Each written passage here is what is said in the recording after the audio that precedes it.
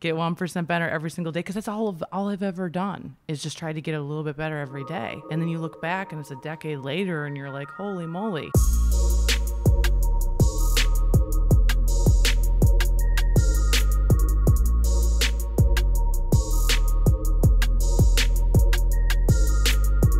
We're live. Emily is in the building. What's up, Emily? How are you? Good. How are you? Living the dream. We're out here in Santa Monica on the beach. On the beach.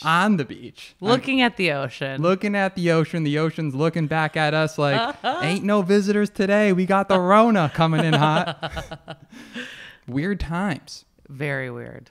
Weird, but exciting. Yeah. Because it's one of the few times in life that we're able to get stuff done that we've been putting off. Exactly. And I'm just going to tee this up. You know, we do a pretty epic introduction when we start these episodes, but I am very excited to talk to you. I first saw you actually speaking at that GoPro event. Okay. And like, you can work a stage, okay? When you get the mic in your hand, I mean, you're just like your energy, but you're serious, your raw passion. You can't teach that stuff. And you're amongst just such a small group of humans that has built a brand and built a network so big, so vast, to the point where you're on like every freaking news channel across the nation.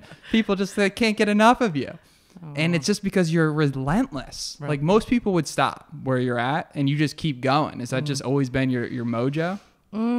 Yeah. You know, I believe we all have so much unlimited, untapped potential within us. And for me, my journey thus far, being 10 years in network marketing, entrepreneurship, I've always focused on getting better every day. Like never complaining and blaming other people, but just getting better.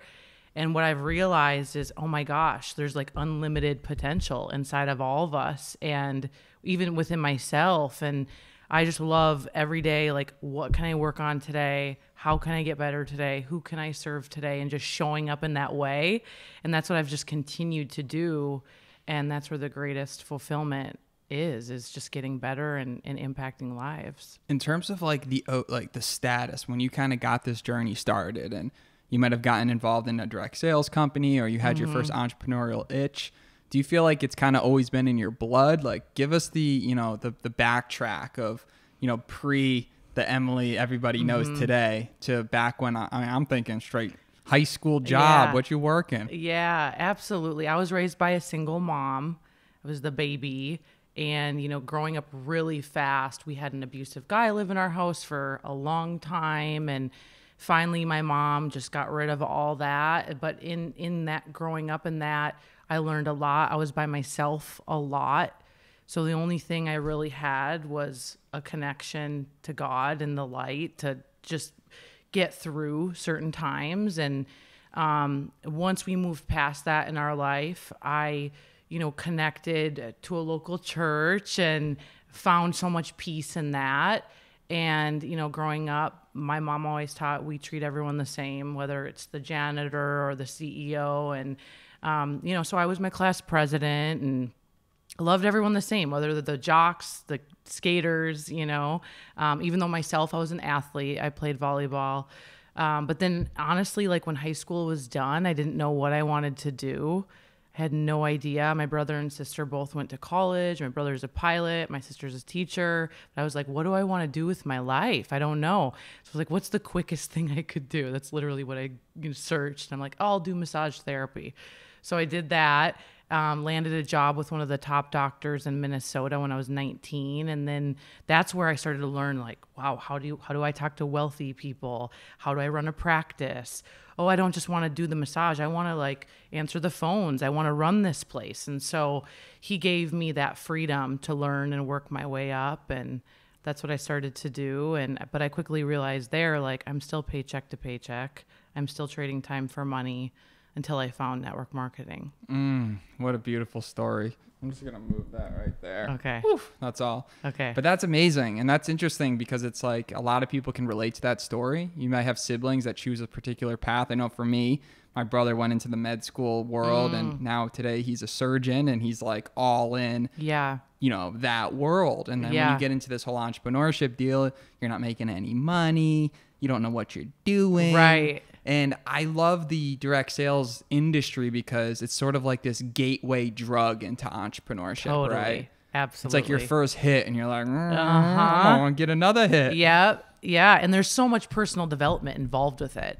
And that's something I didn't have before. I didn't read books about money mindset and all this stuff. So when I first got involved, all my mentors were throwing me these books and it was just like, oh my gosh, like I can control my future. What do you mean? I have limiting beliefs. What do you mean? And yeah, I just got addicted to it. And, you know, I was always the one though with my head in the clouds. I don't know if you're like the dreamer of your family, and I was the off one, you know what I mean? Like that my siblings would make fun of me. Like she dreams all the time and whatever. And, you know, when I first started, making no money. How long are you going to do this for? Are you okay? I literally had people say to me, are you okay? Are you sure you're okay? Like at family Christmas. And I was like, screw off. Like I'm more than okay.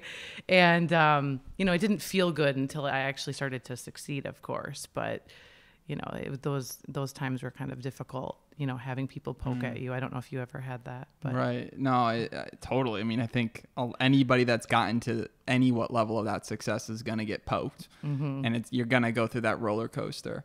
Where, like, I feel like a big determining factor with people that make it in direct sales is like, you know, when you get to the point where maybe you had a lot of success, right? And then typically it's like this roller coaster. You hit it big, and then I don't know if this is your story, but then you almost lose a portion of it or a sizable amount of it. And you begin to question yourself. Like, did I just get lucky? Did I just do this?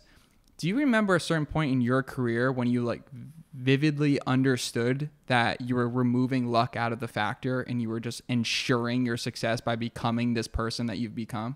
You know what I mean? Like taking doubt all out of it, like doing the things every day that if I threw you onto the street tomorrow, you're going to hustle your way right back into this beautiful view again. Yeah, absolutely. I quickly, in my first year, started to treat my network marketing business like a legitimate business. Like as if I invested millions into it. I switched my brain. And, you know, the barrier to entry, for those of you that are listening that aren't familiar, is very low. That's why a lot of people don't treat this profession like a profession. But I really treated it as one. And so with that being said, you know, with that mindset, it was like, I own the company. I worked as if I owned the company. And that's why, you know, I did $1 million at 26, you know, being the youngest millionaire in my company, because of that mindset. And so even today, I still have that mindset. You know, it's just ingrained into me to work hard and to lead by example. And I'm the kind of person that I can't go up there and stand on stage and tell someone to do something if I'm not doing it. Like, it just does not feel right at all. So I knew when leading a team, even when I did have the money to sit back and do nothing, and today I could do nothing. I never have to work a day in my life, honestly. But I could not get on a call. I could not get on a training and still stand up tall and tell people what to do if I wasn't doing it myself. And it's only just starting. I mean, your life and your career is just starting, which is crazy because you have this background that's so cemented and you've kind of learned in age 30 years what most people would have done. And you're how old today? 32. Yeah, that's insane. Yeah. Like, what up? You know? Yeah. I mean, to be able to have that type of education, because that's really what it is. It's an education. Right. 100%. I've learned so much. I've just condensed it by having mentors, by moving faster, by failing faster. Right. Like, that's just what I've done. I've wasted no time. Mentors, man. Everything. Mentors are the best. I mean, having really good mentors. I remember you speaking on stage about some of your mentors that have just like really pushed you in the right direction and just getting you to dream bigger. Do you feel do you remember a time when you first kind of made that commitment to having a mentor? Not just like your friends that are mentors, but like, I don't know, maybe hiring coaching or something. Like, did you do anything of that sort that really helped you level up? Yeah. I was getting kind of stagnant and bored in my profession, and I hired somebody to push me, and they were like, you're not even a fraction of what you could be. You're not that cool. I mean, they just like everything I needed, they gave me. And that's when I realized, wow, like I can play such a bigger game. And It's so important. So I have mentors for business and then spiritual mentors as well, all different facets now. Like I'm always just looking for somebody who's 10 steps ahead of me that can push me, pour into me. It's so important. And I think so many people get flatline because they think they've made it and they feel comfortable. And there's always another level. There's always another area of your soul that you haven't tapped. And if you're just willing to go there and keep working on yourself and getting better and having things that push you, there's no limits. And that's what I've just tried to continue to do. That's so interesting. I just, our most recent podcast was with this really big YouTuber named Matthew Santoro. So he's built like 6.1 million YouTube subscribers, won like the YouTuber of the Year award back in 2015. And he was telling us how, you know, he was making like 6 figures a month. His life was on the top and he had never been more depressed ever. And it's like interesting because I think it was the co-founder of his Naval, the co-founder of AngelList, I believe. Okay. And he said that you have to get wealthy to realize that wealth isn't, you know, the answer. So now, true. with that said, I think everyone would agree they'd rather cry on a jet ski than, you know, chilling out. But the point is like this development journey. I mean, it's a journey, right? And it's like, if we're not pursuing a goal, we just get stagnant. We get sad. We get overwhelmed. It's so true. It is so true. There was a moment where I was like, is this it? Is this all there is? And a mentor said to me, they're like, you need another mountain to climb. That's how you're designed. And right now you're at the top of a mountain and you need to figure something else out, because for you, it's all about the journey and the quest. And I would not agree more. I mean, it's unbelievable how dead on that was. And I even went as far as like going to Uganda and Africa, because I was like, okay, there's got to be more. I've got, you know, a Bentley by the time I was 30, you know, couple houses. Like, this isn't it. This literally isn't it. Shed the ego. I would rather freaking walk, you know, honestly. And so I went to Africa and slept in a little hut and, you know, like took a shower with a bucket of water and got there with those little kids and went to the, you know, the schools that we helped fund and saw them get tested for HIV and just got to be with them. And I was like, this is it. Like, I need to make more money so I can give more away and make more of an impact. And that's what it's about. And like, look at all the change that we can do, you know, just by funding these programs and doing all this stuff. And that was the another level for me. I was like, oh shit, this is so, we're just getting started. Because there's so much to do. There's absolutely so much to do. And I feel like I was given a gift and it's up to me to fulfill that promise to God. And I need to like continue to stretch. I need to continue to go there. I need to continue to make an impact. At the end of the day, that is the fulfillment, is the absolute fulfillment, is having somebody say, oh my gosh, because of you, I went an extra mile. Because of you, I tried this. Because of you, I love myself more. Because of you, I see something different. Like, to me, that is what this is all about, is contribution. And that's what I admire about you so much.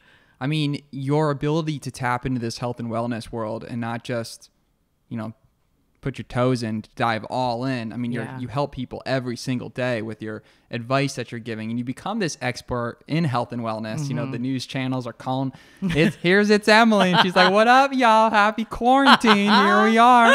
What's your skincare routine, girl? Let me tell you. You know, meditation, relaxation, all these things you're doing. Where did that love for your health come from? And let's just start there. Yeah. You know, like I said, I grew up with a single mom. We ate, you know, processed foods galore, ice cream, pizza, all of it, whatever was quick, cheap, fast. So after high school, when I went to Aveda for massage, it's a lot of holistic health. And then I started to figure out like, wow, like my body's changing. I wasn't playing volleyball anymore. So I dove into books, Eat Clean Diet, Oxygen Magazine. And that's when I fell in love with fitness and working out. I would go to the local LA Fitness at 5 a.m. and like learn how to lift weights. And I just got so into it. I'm like, everyone needs to learn this stuff. I didn't grow up knowing any of this stuff.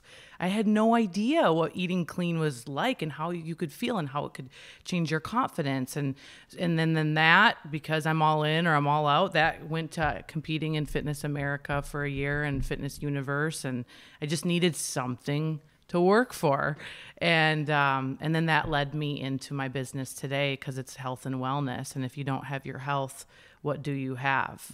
You know, like I meet people that could do so much greater if they would just take care of their health. They would be so much more confident on stage if they would just take care of their health. They'd have so much more mental clarity if they would just take care of their health, right? And so to me, it's like that is the foundation of everything, right? That's our temple. And so I'm just so passionate about just like teaching people about it and, you know, because then they can do so much more. It's so interesting. I recently got this thing called an aura ring. Yeah. You can check it out. Dude, what is that? So it's like a Fitbit, but for your finger in a sense. And it tracks like your sleep patterns. It tracks your daily activity. And it tracks like your overall readiness skill. So based on your resting heart rate and all these other stuff. So I'm going to totally turn you on to this thing. I want it. Yeah. And it's so interesting because I've been realizing like everything that I eat literally affects my sleep score. If I eat too close before I go to bed, I have a crappier sleep. If I eat something like a fat burrito, right? Like 2 hours before bed, I get a crappy sleep. Right. So it's just interesting how technology is allowing us to understand our bodies more than ever before. Cool. I want that. I was just talking to a friend about that. I was like, stop eating so close to bed. Like it's changed everything for me. Really? Like, everything. Yeah. So is there like an app then? Yeah, there's an app. Oh my God. Yeah, we need it. I'm literally going to show you this app. It's okay. fantastic. I like want this now. Yeah, it literally tracks and I know I'm not sponsored by these guys. No. But it'll tell you. We just share what we love. So like you can scroll on the bottom. Oh my God. On the bottom, it shows you your readiness score. On the bottom, it says your sleep score, like how much REM sleep you got, how much deep sleep you got, how much light sleep you got. Okay, I want this because I swear I need a lot of sleep. You know how some people are like, oh, I can rock on 5 hours and I'm gold. Psychos.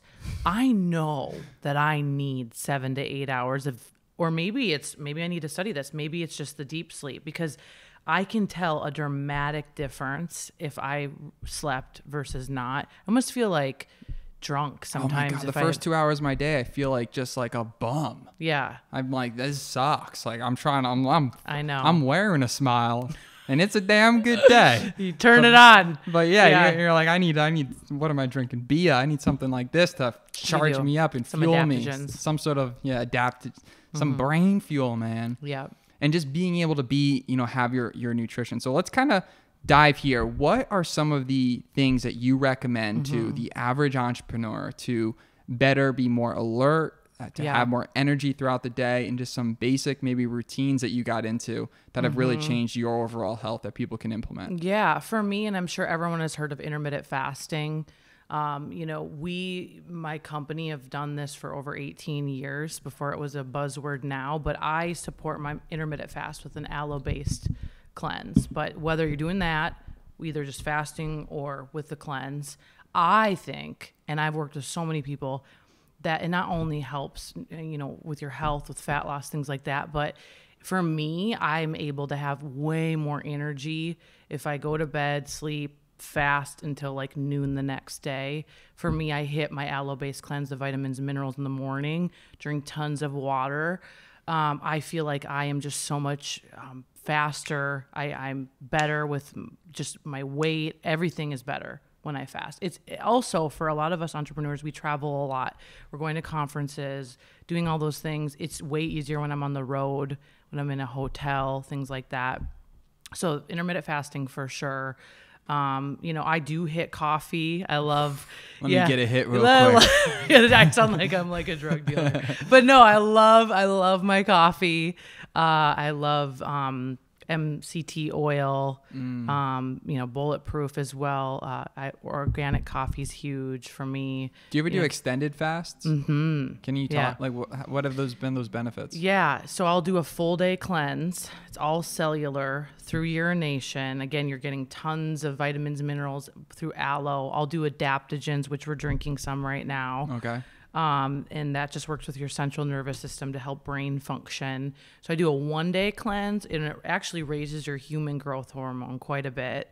And then the most I'll ever do is a 2-day deep cleanse. The second day, it goes 80% deeper into your fat cells.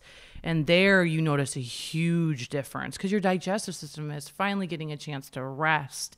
You notice a huge difference in your skin and all of it, just kind of giving everything a rest. And you, I mean, from cutting weight to, the inflammation, because a lot of us, even if we are eating clean, we're inflamed. Yep. Most of us are walking around inflamed. And so the 2-day cleanse have been huge. Nothing more than that, though, because we don't want to start compromising and eating your muscle. But the 1 to 2 day cleanses are massive. I'll do that before an event. Even speaking, I don't eat at all before I speak. I like to be light on my feet. I like to think clear. So I'm just fueling my body with adaptogens and things like that to just, help. Yeah, I can relate so heavily to that. I went through pretty extended period of terrible health, like the worst health of my life. And I had SIBO, small intestinal bacterial overgrowth, which if people aren't familiar with SIBO, it's like IBS on crack. Yeah. It's like really intense IBS. And basically it's just like what you said, I was eating super healthy, but I almost had like, prehistoric levels of buildup in my gut so that, I was digesting food on Monday, but I wasn't cycling out the food until the next Friday, right? Oh my God. And what happens there is that so much bad stuff happens when your gut is compromised. Your skin breaks out, you lose weight, you go insane, you get headaches, you get all these different things happen, and then other ripple effects happen that you would have no idea working. Like if your gut's not working properly, so much other stuff's built on it. So what ultimately healed me, or at least got me on the right path, was an elemental diet, which is basically 2 weeks of drinking the same type of, it's like a powdered shake every day for 2 weeks. Yeah. So it's originally developed by astronauts. And the idea is that you just add a little bit of it to some water. I use the physician's elemental diet. Yeah. And you just live off of this drink, and it gets absorbed in the first 2 feet of your intestines, and your intestines are say 20 feet long. So it allows all of that other 18 feet or so of just crud in your small intestine to just die. Yeah. You don't give it any fuel. And then when you have that reset, like I remember when I finally like cleared my gut out, it was like, hello, how are you? I was like ready to try out for a musical. The grass is greener. It's like everything is brighter. You can even see differently. Crazy. That's so cool. I mean, our health is so interesting and exciting. I know. Which is why I'm like, I love listening to you and talking about this. Do you meditate? Oh, yes. What's your routine like? Yeah. I love at least 5 to 10 minutes in the morning. It's interesting. So I meditate, okay? But I'm receiving information from God. This is what I believe. And then I pray, which is asking. So I have a balance of both, 5-10 minutes of each. And then for me, I like to listen to worship music. Okay. And and everyone is different how they connect, but that is how I connect with our creator of the universe. And I feel like I just get downloaded with information. And that's really when I just feel most powerful and alive. So I have a whole routine in the morning, whether I'm here in Santa Monica, California, or I'm across the world. That is my secret weapon. So again, meditating 5 to 10 minutes, nothing long. But so you'll just shut your eyes, deep breaths. Yeah. And sometimes I'm sitting up Indian style. Sometimes I literally go and sit right by the water, like put my feet in, so it just depends on where I am. Sometimes there's a laying down, stretching on a yoga mat. But then praying is huge for me. And then the music part. And again, this doesn't take forever. Like it's maximum 20 minutes. Cause anything longer, like for me, it's not going to happen then. So a little bit, every day. And then I just stay connected, and that I just feel like sets the whole tone. And, it gives me the confidence I need to have to do what I need to do. And like even before the first time you heard me talk at GoPro, the whole time backstage, I wasn't talking to anyone. I was in the corner listening to worship music, connecting, channeling. And then when I go on stage, I typically always leave my body. I don't know what happens. And that has... I knew I saw wings out But I just ask God to just do it for the people. Like whatever is, just take control of me. And I just try to not let it be about me.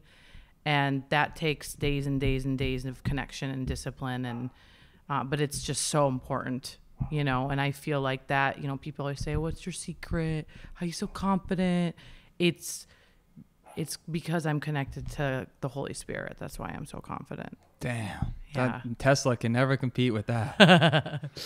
I just listened to the Tesla episode. I mean, the second Elon Musk recording. So did I. How sick was that? Oh my gosh. It was, I mean, a little over my head at times. And I was laughing watching, you know, obviously the interview. So what's your thoughts? Would you get the Neuralink?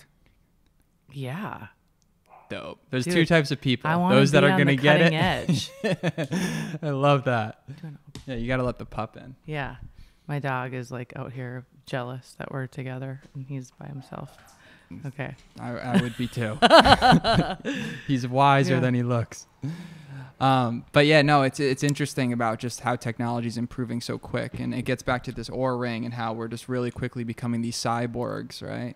And like, you know, our phone is an extension of us, and it's like finding that balance between digital safety and being productive. I think that's probably the hardest thing for everybody, right? Everyone. And I have found when I'm on it too much, that's when I'm not creative, because you're obviously consuming, right? And so you know, my pastor, Owen McManus, like he pushes creativity. I mean, living here in Hollywood, it's like we're in the land of creatives, right? But he pushes it and pushes it and he has been one that's really just helped me continue to evolve and be creative. And I just try as much as possible to just put the phone away and be in nature and be with my own thoughts.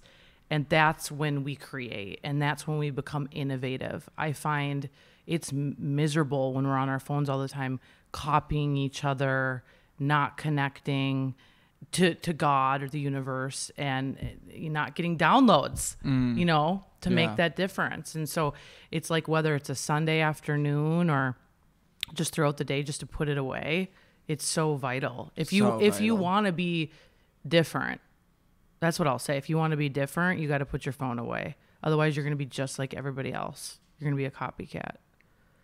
That's a cool way of looking at it. That's how I look at it. Yeah, you want to stand out, put it away. Yep. It's interesting. My friend Sky Cohen, she's like, she has this channel called Sky Life, and it's just a health and wellness based channel. And she connected me with this a gentleman that owns a company called Brick. Okay. And they have these events that are phone-free events.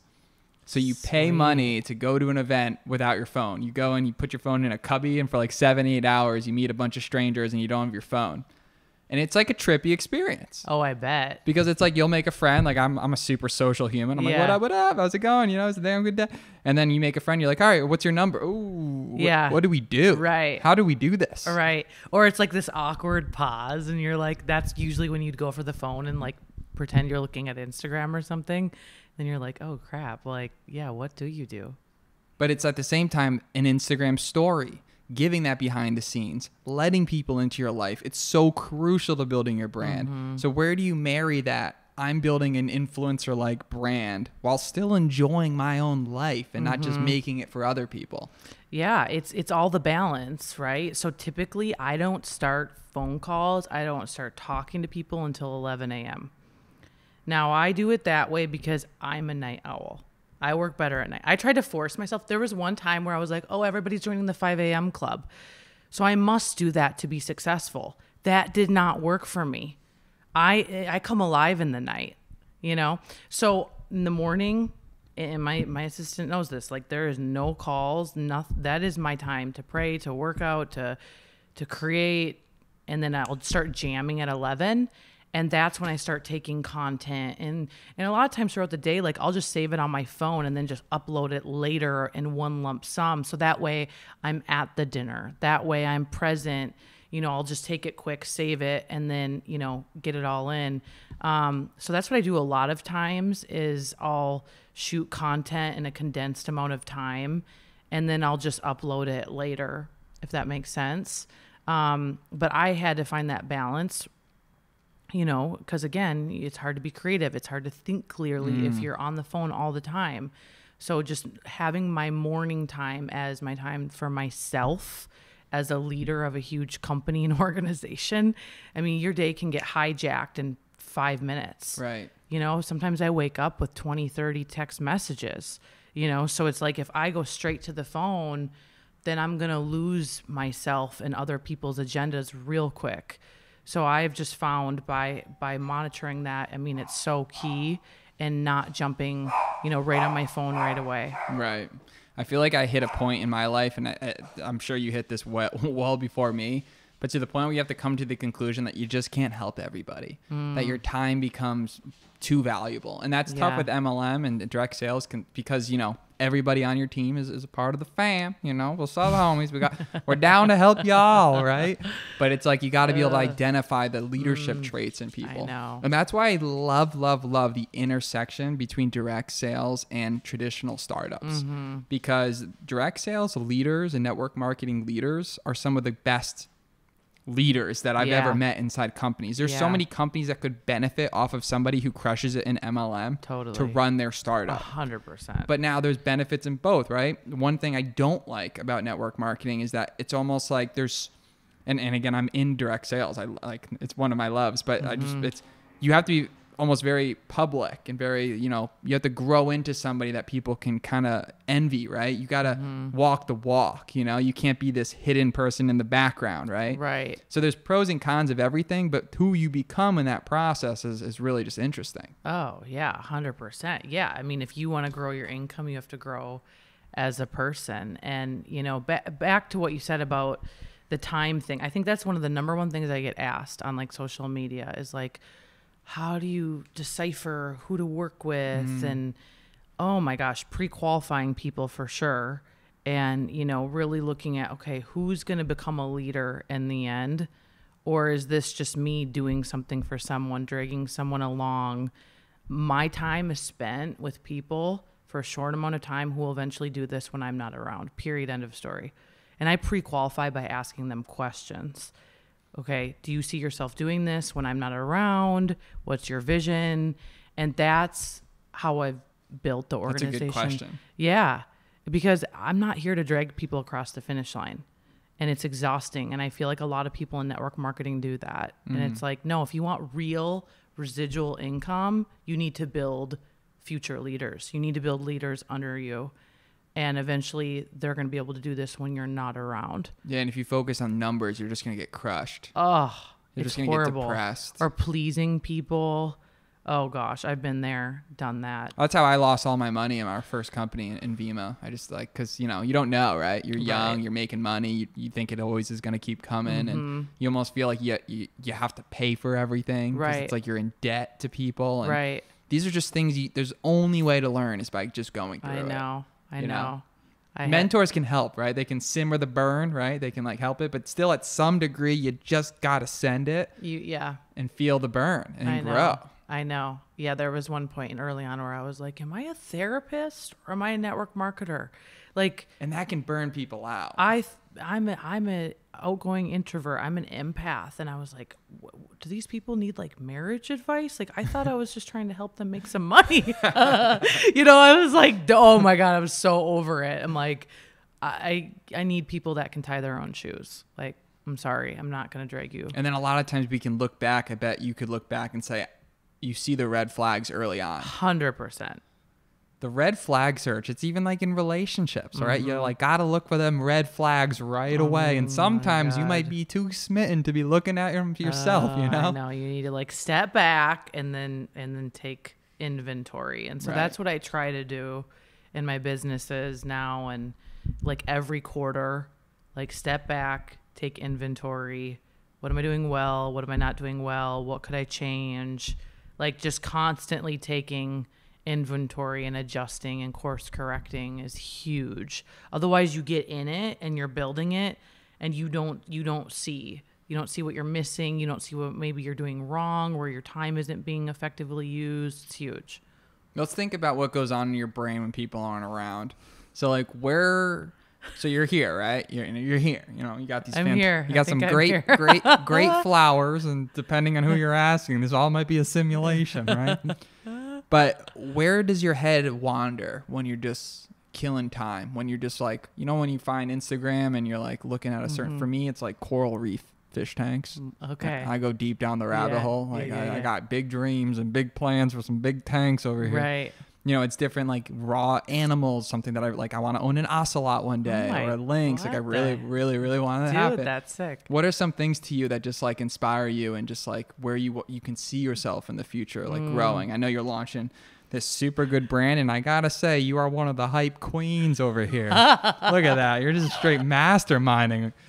I'm like, I thought I was going to walk in here into like an episode of Minions, and there's just going to be 1,000 little people running around. Just like, because you're just like, you got this, you're able to get so much done in a short period of time. It's amazing. Thank you. Where does my mind go? I love art. I love architecture. I love museums. I love Vogue. I love style. I love like looking at things and abstracting things, and I love being creative. And I wish I could say that I just sit and think about nothing and I'm just gold, but my mind is always, I mean, if you were in here, you would get real exhausted real fast. I mean, I'm always thinking, how can I get better? What's an idea? How can I make people look at this differently?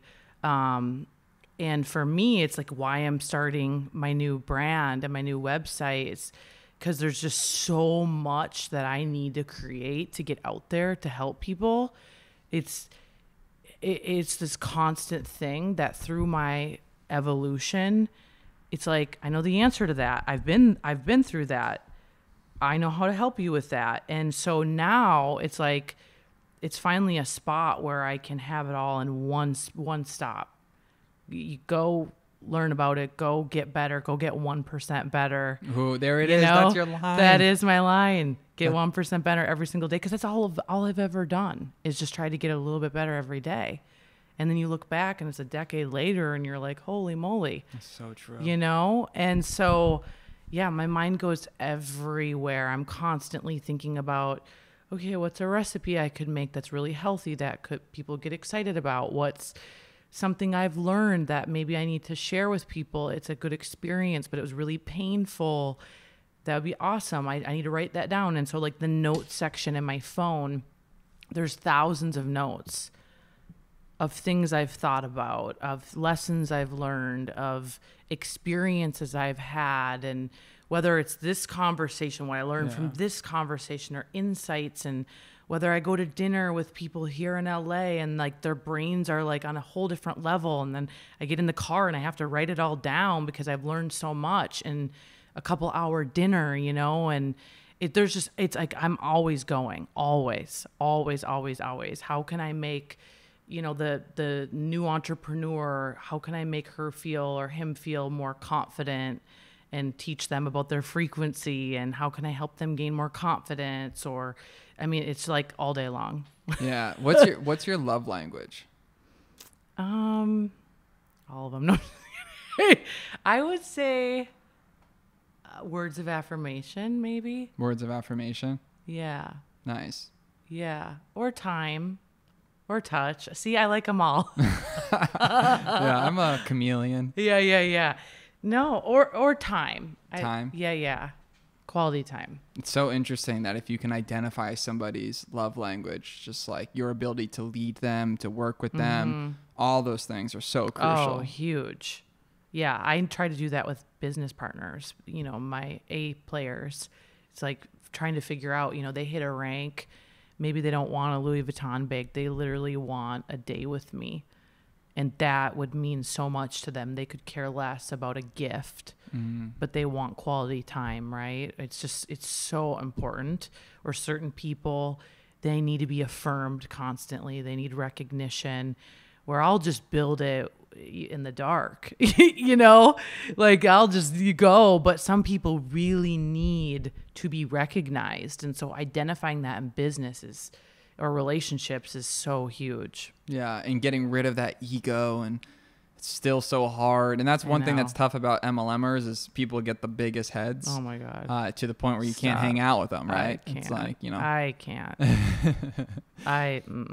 Which is okay. I mean, hey, all the power to you, but it's just like, at the end of the day, I love the line. I think my dad told me this once. He's just like, you could have the best steak or the worst steak. It all depends on who you're eating it with. Amen. You know? That is so true. And that's what I liked what you said. Like, you get along with the, you know, every different human of society, the mega wealthy to the poorest poor. Like, humans are human, and human connection is so important. That's all and powerful. there is.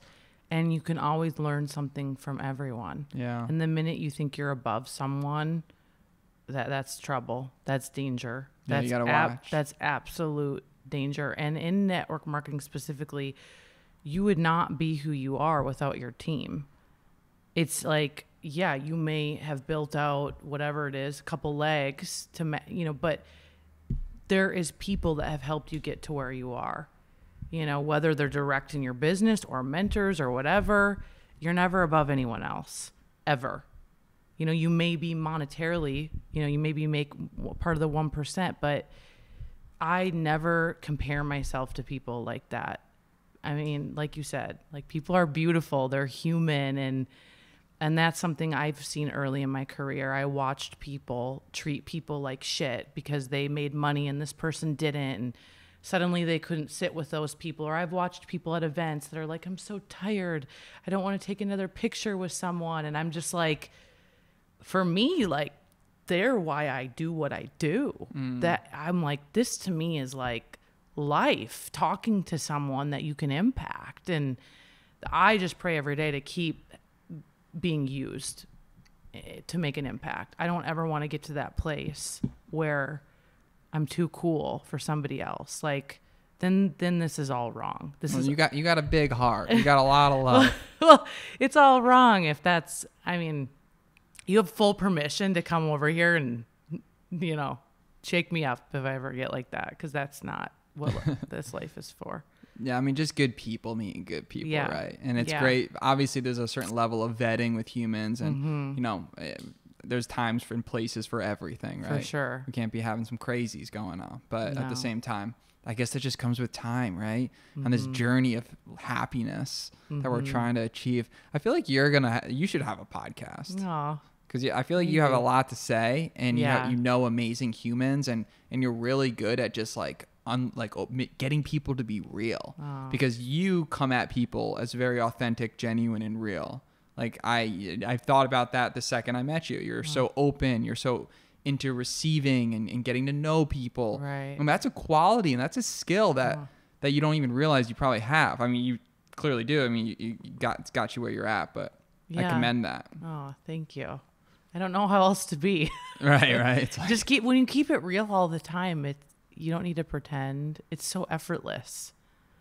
right. Like, just kind of remove the mask, right? Remove the mask. There it is. We got to remove that mask. We're hiding behind it too much. And I think whenever it was, I don't know when I realized that, but removing the mask, it's like you either like me or you don't. Right. Like, this is who I am. I'm not going to conform to try to get you to like me more or whatever. It's just, life is too short for that. So can we get a sneak peek of what It's Emily's all about? Yeah. Oh, that was like a half half no. Yeah, you can. Can I tell you like a little bit of how it came to be? Yeah, but I feel like before you tell me, we almost need footage of you like running through the bioluminescence Venice water. Yes. And it's like, it's Emily. She comes out of the blue. So sick. So sick. I mean, come on. It's like fake. It's so cool. Like, yeah. I mean, we're getting this red algae all over our ish, but that's straight Avatar, right? Oh my gosh. Let's do it. Yeah. Well, it's Emily. Okay. Shout out. Started during the quarantine. Literally. It's the first time in a long time that I've had time to just create and really put my heart into something. Because otherwise I've been, you know how it is with energy. You're on the plane, you're off the plane, you're at this event, you're at this news station. I needed time to birth this thing. But I will tell you, it was in November where I took a 3-day holy bender, I call it, and was in Hollywood. And I went to one of my mentors, Erwin McManus, had like a 3-day event for Mosaic where I go to church. They don't even call it a church, but it's a church. Okay. And so I went to this event and I took 3 days away from my phone just to connect with the Spirit. And it was in that event where and no one knows this whole thing. You're the first one I'm telling this to. I started just to cry and cry and cry. I had all this stuff come out of me. I was like, what is going on with me? And I was with my girlfriend and I was like, dude, I don't know what is up. Like, this is, and she's like, I don't know. And I was like, I don't know either. I'm like, let's just keep with the holy bender. Let's just keep doing it. So the next day I was like, just connecting. And I had this moment where I was like, again, you're playing small. You're not giving it all away. You're not doing what you could do. I had this it was just like a slap in the face. And so in that moment, I was like, use me. Just use me however you want to use me, and I will make an impact, and I will be obedient, and I will do whatever it is you want me to do with my life. And I just surrendered. So the event was done, and I'm not kidding, like 48 hours later, stuff started coming up. And I think it's because I was finally open. Like deep stuff, like traumas. Deep stuff, trauma, things, creativity, like unleashed, super creative stuff, like thoughts that I was having that I wanted to share, even just opportunities. First time to be on like a huge news station in LA. Like, when does that happen? I don't know. How random is that? Is that random? Is that not random? And I was like, it was the moment I said, I'm ready to give at a higher level. I'm finally ready. And that's when I grabbed a piece of paper, I got home, and I started writing out this website and how I wanted to connect with people. And I really started to take inventory of the questions I get from people. And for me, it's not just women. I work and talk to a lot of men as well. Like, I would say 40% is guys. So I'm like, how can I serve them as well? And it's not guys like trying to hit on me or connect in that way. It's like genuine, like equal energy exchange partnerships. They want to learn from me. I want to learn from them. And I'm like, how can I serve all these people? And I was like, okay, I'm going to come up with this website where it's different categories, because I got a lot of things going on, from style to beauty to nutrition to business to leadership to network marketing to mindset to spiritual. Like, it's a lot. And so I have this website that I'm creating it's essentially a blog website. Like, this interview will be on there in the business category, right? But all things, it's Emily, from my speaking to creating different talks.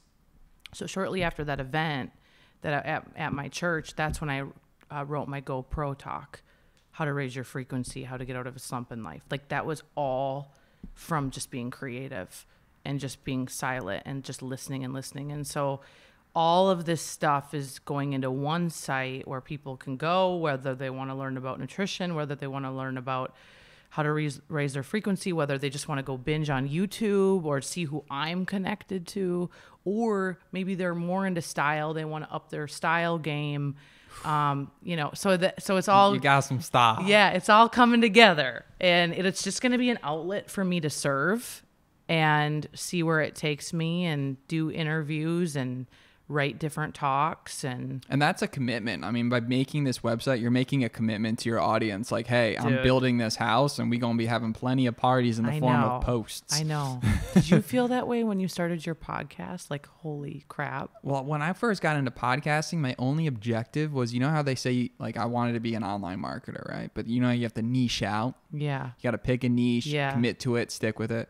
I'm into so many different things. We live in a squirrel economy. I like so many different things, Yeah. Conservation, network marketing, traditional startups, like boom, boom, boom. So I thought, what if I created a platform where I could offer an equal value exchange to be able to deliver, to use as a vehicle to talk to incredible humans that are doing successful things. In the meantime, develop relationships with those people, and share with an audience and build and curate an audience. And what happened was just so much more. Like if you go into something not expecting anything, you get so much more. It's insane. Yeah. It is so true. And you don't limit yourself. And you're just like open. I feel like that's how this whole process is for me right now. Like people are like, what are you going to charge? How much does it cost? And I'm like, it's not even a part of it right now, like at all. It's literally a platform to serve, and I'll see what happens. And it's like, I feel like when you're free flowing, you're not as forced. And it'll happen. Yeah. The opportunities will flow. If you're delivering value, you win. Right. And then consistency is the play. Yeah. Which I love consistency. That's how I've built this whole thing. I talk about the kapok tree all the time. It's been growing. Do you know what a kapok tree is? No. A kapok tree is the biggest tree in the Amazon rainforest. Okay. Absolute epic tree. You would think a kapok tree is in the Venice waters because of the lights that's going on. Sick.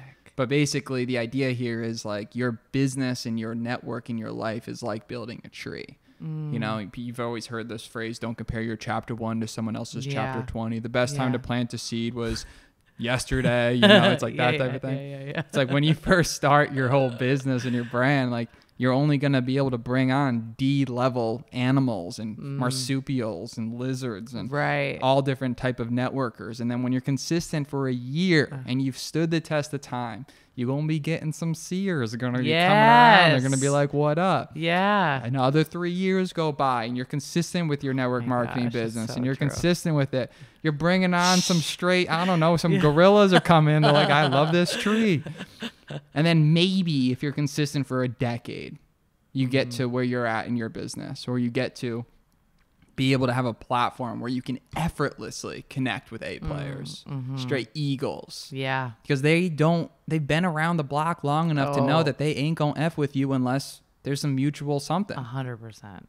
It's interesting, you know? It is. It is. And it always pains me when I see someone with massive potential and they just quit before it gets good. You know, like they were on the trajectory of getting better, and then they just, for whatever reason, they just stop. They stop pursuing their dreams, and they listen to everybody else's opinions, and they just kind of go back into their little life, and it's like all that potential is just like. But I feel like almost when you've been stung, like a part of you will always be wondering what if. 100%. You get the bug. Yeah. Once it's in you, once the entrepreneur bug is in you or network marketing, it's real hard to get it out.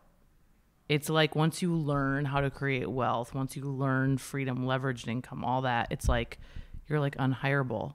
So true. And like I saw in our first business, Vima, which we talk about. If you guys haven't saw episode 8 of the podcast, still the most popular episode. To watch it. Shout out BK Barreco. Yes. You are a legend. Yes, I'm biased, but you know what? He is a legend. He's a legend. He's fantastic. Great person. But the whole idea here is that there are so many people that got started with that business at a young age. I mean, we're talking like 16, 17, 18, 19, 20. And a lot of them didn't continue direct sales, but they went on to build multiple 6-7-figure companies, solar, huge consulting firms, software as a service platforms. I mean, getting a taste of just like thinking that you can do something, like being able to be told you could do something. It changes you as a person. It changes you fundamentally. Like once you get the bug and you're like, oh, if I tell one person and they tell 10 people and tell 10 people, tell 10 people, I could have a business of 1,000 people. And you're like, or it like links some neurons in your brain. And you're like, oh, if I start, it's Emily. Next thing you know, I'm putting out fashion. I'm putting out vlog. I'm putting out Vogue. And next thing you know, it's like you got Vogue hitting you up. Like, hey, what's up? That's the vision. We're looking for a new editor. And you're like, listen, I ain't got time for you. I got my own ish. You know, it's just like, it just grows. It's just interesting. Yeah, it is. You just put people in that environment. I have come across so many guys, so many people that got a start in Vima that they're like, well, you know, back in the day I did this. And I'm like, oh my gosh. And now they're doing epic things. And sometimes you just need to be around people that think differently, that believe in you, and to learn networking. And it's just so powerful. Yeah. The people, it's not, I don't even like, it's not what you know, it's who you know, but it's like, I don't like the whole phrase, fake it till you make it, fake it till you make it, you make it, be it till you become it. You know, it's just like, once you realize that all of that's like possible, it's like so sick. I mean, I recently launched this thing called network podcasting. So it's basically, you know, an online course and community for people learning podcasting. Oh, sick. And I haven't really monetized this podcast much besides just like gangsta merch. You know what I'm saying? All about that merch. Oh, yeah. But you don't make money on merch. Merch is about tribe. Right. You know, building the tribe. Totally. But like, you know, when you build something and not expecting anything from it, all of a sudden good things happen. And I was blown away at the overall positive feedback I got from the students that took it. They're like, wow, like you should have done something like this a long time ago. So good. And I'm like, oh my God, what if I tapped into this new world of teaching and stuff like that at a younger age? And it's like so many people right now are thinking, what if? I know. Just do it. I launched it. What if I got started? What if I stuck with it? I know. Because it's like people just don't stick with it. They don't. I always say we live in a microwave society, right? You want it now, and over time, like it takes practice. It takes the hours, the 10,000 hours, Malcolm Gladwell, right? Just doing it over and over again. And then suddenly you become an expert. So you literally have a program to help people create a podcast. Yeah. Well, I might have to do it. Like network marketing, but network podcasting. That's the play. So dope. First of all, this drink's got me all hypey. Dude, it's adaptogens. All right, I'm like, oh, like, what's up? Yeah, watch out. You're gonna be. It's like, what else do you need to do today? Give us a beat. We're about to drop it. Woo!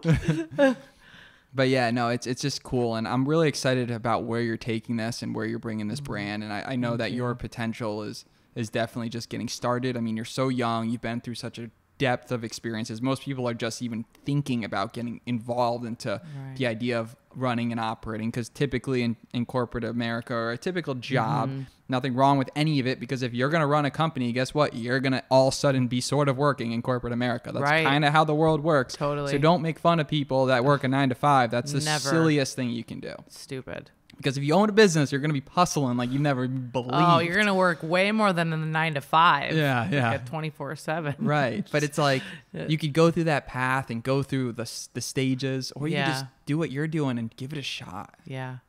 Seriously. If you could go back in time and talk to that girl that was probably like 16, 17, you said you were you had an abusive type of family issue thing going on when you were younger, and you could go back and talk to her and say, you know, 1, 2, or 3 things, the lessons that would have saved you a ton of time, money, headache, maybe a little bit of heartache. Yeah. And just for the sake of it, you know, a great answer is I wouldn't have changed anything, right? But if you could, what would you say? Yeah, that's so powerful.